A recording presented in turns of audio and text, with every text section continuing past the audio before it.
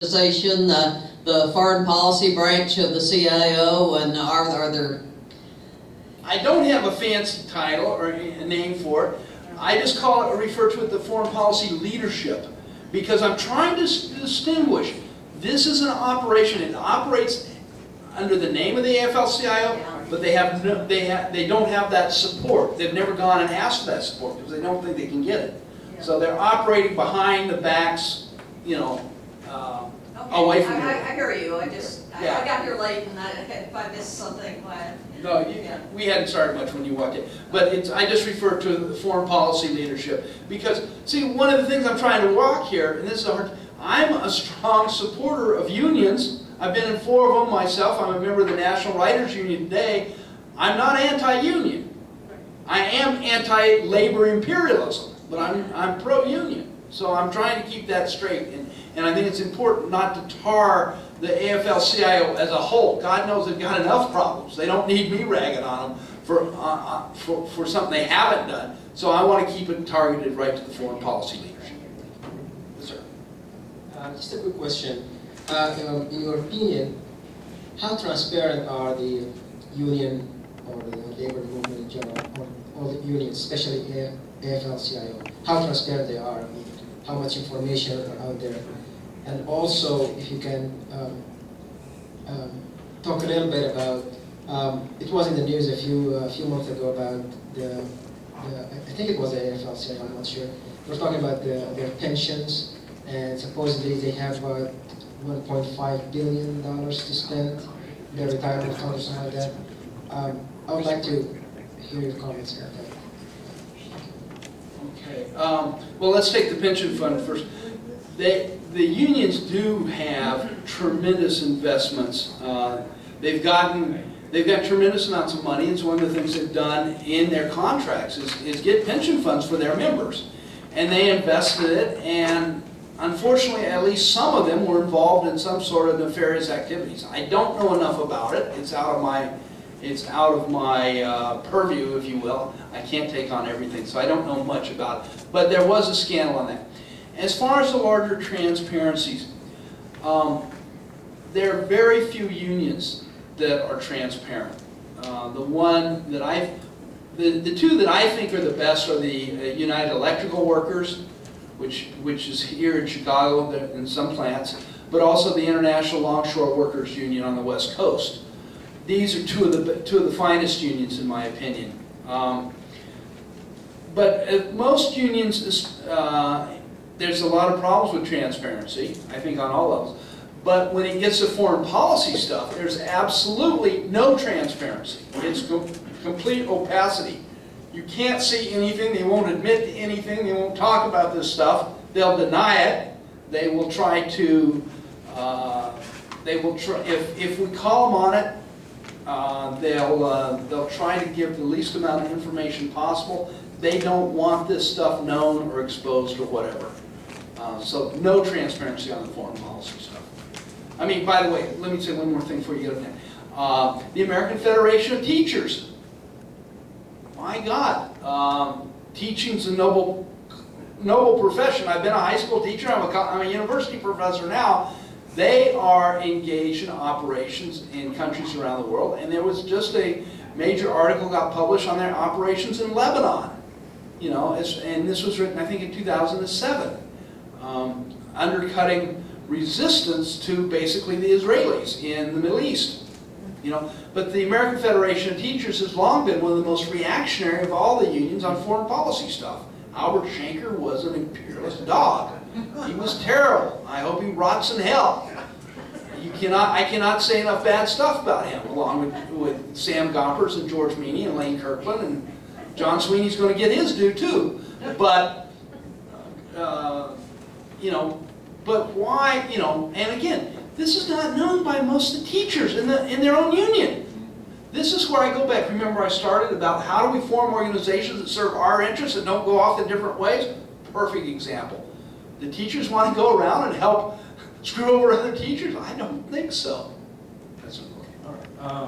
Well, my question is kind of related to what you were just talking about. And in your last lecture, you talked about some of the problems of labor unions in the United States. Right. And I think you said something to the effect that in that prior lecture that unions in a lot of other countries have done a better job of securing rights for all workers than they have in the United States. And I was wondering why do you think that? What do you think? Do you believe that a lot of other countries that unions have done a better job than they have historically here? And if so, why is that? Very interesting question, and thanks. Dan had attended an earlier lecture, and I appreciate him coming back. So thank you. Yeah, I think a lot of unions have done a lot better, particularly in Europe. I think they've done a lot better for their people. The interesting question that you raised, because what he's doing implicitly is tying together this talk I gave, last year on the changes in the American economy with the labor movement, tying those two together, and that's nice. I'll use that opportunity to build off that, so thank you. Part of the big difference between the unions in Europe and unions here is we never created a labor party. They did. They institutionalized this, and they have been in power in certain periods of time in different countries. And part of that was the fear of the Labor Party, and then later when the communist movement came in and was involved in the labor parties and stuff, that only added to the impetus that they were afraid, they had to find ways to undercut any type of radical movement, such as in Britain where they launched the National Health Service after World War II. They didn't want to give this an issue that had public support. They didn't want to give it over to the labor movement at all. We never had that, and one of the key where this comes from, and I've got to go back. I'm going to have to play with this one to a certain extent because I don't know the exact details. But somewhere early on, actually, wait a minute. Now I think of it, I do know where it comes from. In the I'm thinking 1881, 82, somewhere in there was a massive cigar worker strike in New York City. And the workers it was an incredible strike, a lot of immigrants and stuff like this. It was a heroic strike, but it ultimately was failed. And the unions kind of came out of that. And this was Gomper's union, by the way, cigar worker. And they came out of it with the idea that it didn't matter how much public support they had to support their own selves. They had to keep their finances together and do it themselves. And so he took the idea that unions would only be about wages and working conditions, and that they had to have their economic act together. Right? A few years after that, there was great turmoil in the Cigar Workers Union about whether that was a proper role of the union or if they needed to have this broader purpose. I don't know if Gomper's account is right, but it was very clear there was massive turmoil, internal turmoil within the union, threatened the existence of the union. And Gomper's came out even more strong. His side won, saying we're not going to talk politics. We're not going to be involved in politics. We're going to just be worried about shop floor conditions, basically. Now, later on, this starts changing, and so Gomper's is associated with the saying of, we'll reward our friends and punish our enemies, a very pragmatic type of thing in doing that. But he was against any type of a labor party. And I think the reason was Gomper's, as I look back at it, somehow, and I don't think he started out this way, but somehow over time became a control freak and couldn't stand the thought of a labor organization being created that he couldn't control, because he was president of the AFL for like 37 out of its first 38 years. And so he always opposed that. And then there were times, and part of it was the left screwing up too. Sometimes there were third-party movements that had some real possibilities, like in Chicago around the Progressive Party in 1924, and the progressives made some moves that were stupid and they scared everybody away. But the heritage of not creating a labor party is certainly central in this.